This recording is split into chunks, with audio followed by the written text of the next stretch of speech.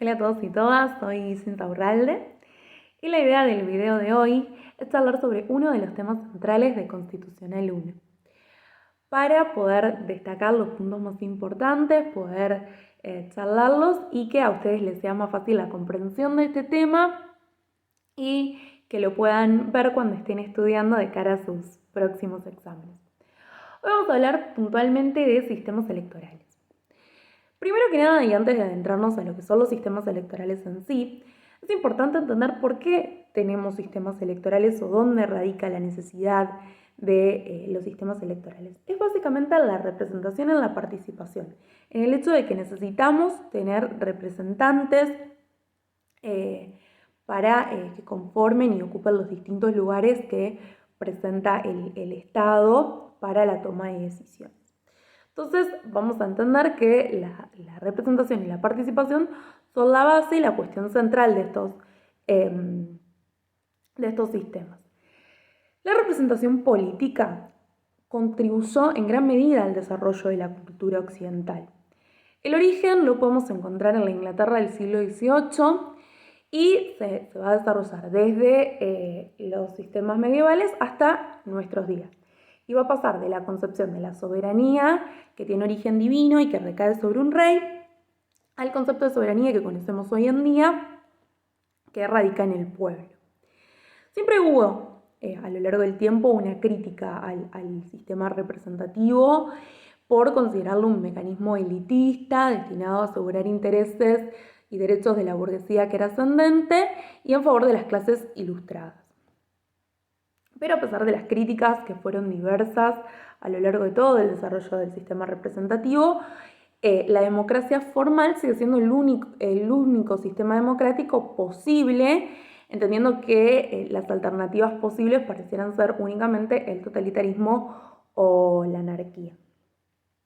En cuanto a lo que es la idea de participación política, hoy en día entendemos que la participación no se agota únicamente en la emisión del sufragio, en el voto, sino que en el último tiempo hay una concepción de la participación ciudadana mucho más amplia, sí, con nuevos mecanismos, como es la audiencia pública, la consulta popular, entre otras, que lo que hacen es que sean más transparentes los actos de gobierno y se disminuyan o se eviten las situaciones de corrupción, haciendo que la ciudadanía tenga una participación mucho más activa y mucho más presente en lo que son las tomas de decisiones.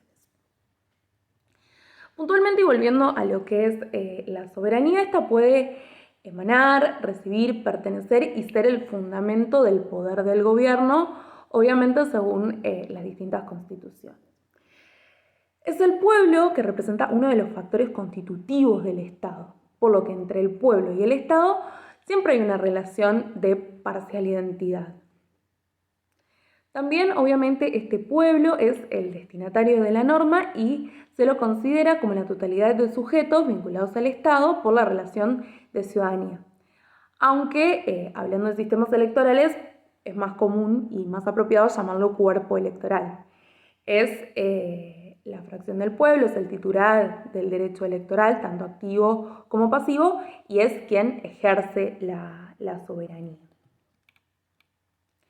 Entonces, el principio representativo requiere la definición del modo en cómo se van a seleccionar estos representantes que dijimos al principio, ¿no? Que tenemos que definir cómo los vamos a elegir. Estos representantes que van a ser del pueblo y que lo van a representar en los espacios de toma de decisiones. La forma más difundida para hacer esta selección es la elección, aunque existan otros, ¿sí? Y el método más universalmente conocido para hacer esta elección es el voto. Entonces, los sistemas electorales comprenden el conjunto de principios y reglas que sirven para seleccionar los componentes de los órganos representativos en cada ordenamiento. Se pueden definir como los mecanismos para transformar los votos en cargos o bancas. Y los podemos dividir en distintos sistemas. Tenemos los sistemas mayoritarios que tienden a asegurar la gobernabilidad del sistema político a partir de la conformación de las mayorías en los cuerpos colegiados. Y los que son proporcionales, que tratan de reflejar la composición pluralista de una determinada sociedad política. Hoy en día, la democracia contemporánea resulta incompatible con la idea de un sistema electoral que no contemple la representación de las minorías en la cobertura de los cargos parlamentarios.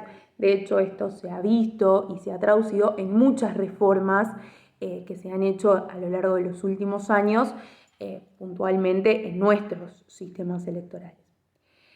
Entonces, los sistemas electorales van a surgir de la combinación de diversos elementos o variables, tanto la forma de selección de sus candidatos, la forma de la candidatura y los votos, la magnitud de los distritos, las formas electorales y también el umbral.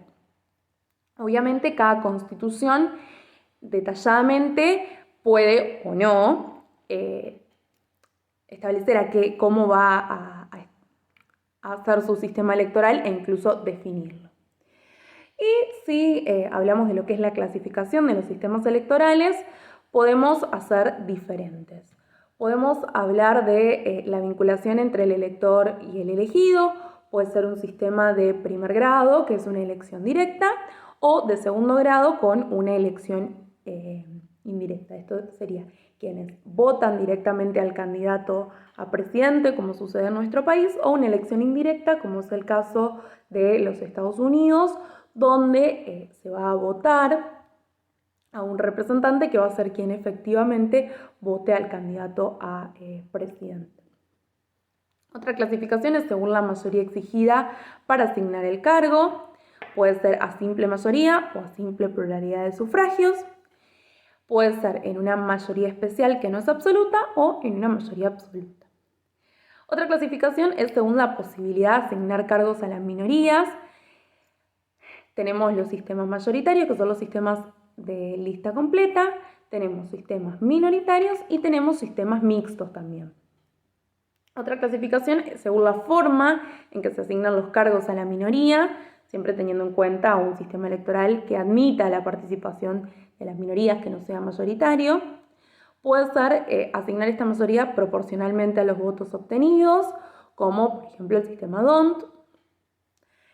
A priorísticamente, por ejemplo, dos para el ganador y un representante para el segundo lugar, como es en el caso de la elección de senadores nacionales por provincia, que el partido político que haya obtenido la mayor cantidad de votos va a obtener 2 bancas y aquel que haya sido la primera mayoría, haya obtenido la segunda mayor cantidad de votos, va a obtener una banca en el Senado. Y otra clasificación puede ser la cantidad de candidatos que pueden votar el elector. Puede ser uninominal o plurinominal. Dentro de estos sistemas electorales y sobre todo cuando hablamos de representación, un actor importantísimo y que ha cobrado mucha relevancia, sobre todo en algunos tipos de sistemas electorales, por ejemplo el nuestro, es la relevancia de los partidos políticos, ¿no? Que en la democracia representativa implicó la incorporación de estos en varias constituciones, ¿sí? Entre ellas la nuestra, que los partidos políticos tienen una denominación y una importancia que radica de la misma constitución, ¿sí? Y es designado hasta como un sistema de partidos esta vinculación que hay entre los partidos políticos y el régimen político. Y dentro de estos, y según cómo se comportan estos partidos políticos dentro de nuestra nación o del distrito en el que estemos hablando, podemos hablar de unipartidismos. Es el típico de los regímenes totalitarios donde hay un único partido que es quien realmente está legitimado y tiene las posibilidades fácticas de llegar a unas elecciones y efectivamente ser competente para ser elegido, como por ejemplo el Partido Comunista de Rusia después de la Revolución Bolchevique. Si no, tenemos sistemas que son bipartidistas, ¿sí? El caso más típico es el de Estados Unidos, donde hay 2 partidos muy grandes que siempre en elecciones se enfrentan uno contra el otro. sino tenemos los sistemas que son pluripartidistas, donde hay varios partidos y cualquiera está en condiciones de acceder al poder. Es el caso de nuestro país, por ejemplo, que existen diversos partidos políticos que están en condiciones de presentarse a elecciones y que pueden llegar efectivamente al poder. Esto es una clasificación según la cantidad de partidos del sistema. Si no, también podemos hacer una clasificación por la competencia del sistema, donde tenemos sistemas no competitivos, donde puede haber elecciones, pero no alternancia en el poder, que puede ser por un partido único o por un partido hegemónico. O sistemas competitivos, donde hay elecciones y se posibilita la alternancia en el poder. Puede ser que haya un partido dominante, puede ser que haya bipartidismo, puede haber pluripartidismo atenuado o realmente un pluripartidismo amplio. Pero cuando hablamos de partidos políticos y representación, hay una pregunta que siempre se ha hecho y que ha generado grandes debates, es que si las bancas legislativas, cuando se otorgan y el candidato llega a través de la lista de un partido, si ésta le pertenece al partido político o al elegido, al candidato elegido. En Argentina, en nuestro país, los partidos seleccionan a los candidatos porque estos no pueden postularse por sí solos. Según el mandato constitucional, uno para poder postularse a elecciones tiene que ser el candidato de un partido, de una lista, de una coalición, lo que fuese que lo llevase a esta candidatura, no es personal. Y los electores muchas veces eligen en base a el candidato por la persona y otras veces lo hacen por el partido. Estas líneas son obviamente meramente subjetivas.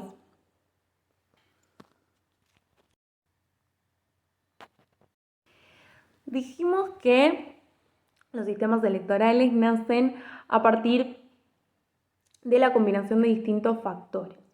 Uno de esos es la forma de la candidatura y los votos. Podemos hablar entonces en un sistema electoral de candidaturas individuales o candidaturas por lista.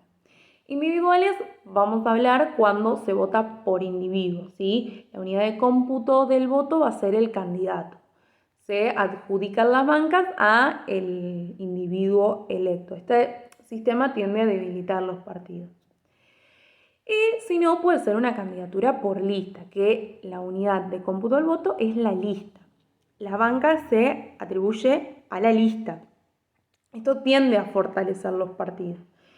En este caso podemos hablar de listas abiertas, donde el votante puede tachar el nombre de un candidato de la lista o puede ordenar a los candidatos. O podemos hablar de listas cerradas, que también se llaman bloqueadas, donde ya está preestablecido el orden y el votante no puede hacer ningún tipo de modificación. Este es el tipo de sistema que tenemos nosotros en la Argentina, que es de lista y cerrada. ¿Sí? Y a su vez el voto puede ser ordinal o puede ser categórico. En el caso del voto ordinal es donde el votante puede ordenar a los candidatos según su preferencia. En cambio, en el categórico solamente va a poder emitir una decisión a favor de uno de los candidatos. Otra de estas notas características que va a tener un sistema electoral, uno de los factores que influyen, es la magnitud del distrito, ¿sí? Vamos a hablar de distrito, ¿sí? Entendiendo por una unidad dentro de las cuales los votos se traducen en cargos o en bancas. Suele ser una unidad geográfica, puede ser desde una comuna hasta un país, ¿sí? Y cuando hablemos de magnitud de circunscripciones, está el número de cargos que en esta unidad se elige, ¿sí? La cantidad de cargos que se van a elegir en esta unidad. Podemos hablar de circunscripciones uninominales. Entre varios, uno solo es elegido. Por ejemplo, nuestro país para presidente, ¿sí? O si no, podemos hablar de circunscripciones plurinominales, donde se elige más de un cargo y el número puede variar. Se da generalmente para los cargos legislativos. La asignación de bancas se hace de forma aritmética pero hay umbrales, que estos se adicionan para generar algún tipo de ajuste a lo que se denomina magnitud efectiva, ¿sí? Otra de las cuestiones es lo que llamamos fórmula electoral. Van a haber fórmulas que son mayoritarias. Podemos hablar de una mayoría absoluta, que se requiere más de la mitad de los votos. Es las que son usadas en la doble vuelta o el balotaje, donde el ganador se lleva todo. Después tenemos un voto alternativo, donde los votantes ordenan según sus preferencias a los partidos o candidatos que aparecen en una boleta común. Si un partido recibe más de la mitad de las primeras preferencias, gana y es elegido. El partido con menos preferencias es eliminado y las segundas preferencias son distribuidas entre los demás partidos. Esto es utilizado en Australia, en Estados Unidos. Puede haber una mayoría de pluralidad, que pueden concurrir a una segunda vuelta más de 2 partidos. En la primera vuelta siempre es necesario que la mayoría absoluta y en la segunda la pluralidad. Tenemos pluralidad con base mínima. Hay una posible doble vuelta, pero para ganar en la primera hace falta obtener un cierto porcentaje mínimo de votos o una cierta diferencia porcentual con el segundo. Es la regla del doble componente. O podemos tener una pluralidad, una mayoría relativa o simple. Quien gana obtiene más votos. Si no, podemos tener una representación proporcional, que lo que se trata es de lograr la proporcionalidad entre votos y bancas. Podemos tener un voto único transferible, se vota por un candidato individual, o una representación proporcional de listas. Obviamente dentro de esto hay distintos métodos de cálculo, puede ser un método de cociente, método de divisor, podemos conocer lo que conocemos como el sistema D'Hondt. Hay distintos tipos que son proporcionales y que lo que posibilita es que las minorías tengan representación, ¿sí? Que se represente y que se refleje los votos, ¿sí? La proporcionalidad de los votos también en las bancas. O si no, tenemos sistemas semiproporcionales, que es un voto limitado, se vota por un número menor de candidatos al número de bancas a llenar en la circunscripción. Podemos hablar de un voto acumulativo, donde se vota por candidatos, se pueden votar tantos candidatos como representantes hay que elegir, o un sistema mixto electoral que surge de la combinación de los elementos a los que antes hacíamos alusión, ¿sí? Y que se dividen en 2 fórmulas electorales. Podemos ser dependientes o independientes. Otro de estos puntos a tener en cuenta es lo que conocemos como umbral. Esta barrera legal que se denomina al mínimo de votos que se debe obtener un partido para la asignación de bancas. Así que esto se establece obviamente artificialmente y va a depender de la extensión territorial y de la fase que se exija. ¿Sí? La función principal consiste en excluir a pequeños partidos políticos de la distribución de escaños y por ende de la representación parlamentaria con el fin de hacer un efecto concentrador del sistema de partidos, ¿sí? Es excluir a quienes por ahí no llegan a cierta cantidad de votos para hacerlo un poco más ágil y poder distribuir los escaños entre quienes realmente tienen un caudal y una representación significativa para el volumen de la población. Un sistema particular que se ha dado en algún momento en nuestro país, de hecho se sigue dando en 11 provincias y es utilizado en Uruguay, es la ley de lemas, lo conocido como la ley de lemas, donde cada partido, cada lema puede presentar varias listas o sublemas, ¿sí? Y el votante a la hora de elegir va a elegir una lista o un sublema, ¿sí? Pero al mismo tiempo se entiende que está votando al lema del cual el sublema es parte. es una elección simultánea de la elección general y de la elección interna. Sí, algo que nosotros normalmente en las elecciones tenemos doblegado, que en una elección tenemos las primarias abiertas, simultáneas y obligatorias, y después lo que se conoce como elecciones generales. Bueno, bajo la ley del EMA, estas dos cuestiones se dan de forma conjunta. Y después tenemos la diferencia entre, también que hace al sistema electoral, la elección directa y los colegios electorales. ¿Cuál es la diferencia? ¿Qué es lo que va a ir a elegir el elector común y corriente?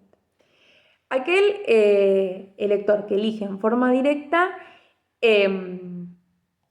a sus representantes, vamos a hablar de, por ejemplo, el caso de en Argentina para presidente. Si no, a veces el elector común, el ciudadano, lo que hace es elegir a representantes que van a formar parte de un colegio electoral y efectivamente va a ser ese colegio electoral quien, por ejemplo, elija al presidente. Es el típico caso de los Estados Unidos. Y era el sistema que se utilizaba en la Argentina hasta 1994. Bueno, estos fueron algunos de los temas centrales de lo que es sistemas electorales. Sin duda hay mucho más para hablar y mucho más para estudiar, pero bueno, espero que toda esta información les haya servido y bueno, cualquier duda o consulta siempre estamos a disposición. Nos vemos en próximos videos o encuentros.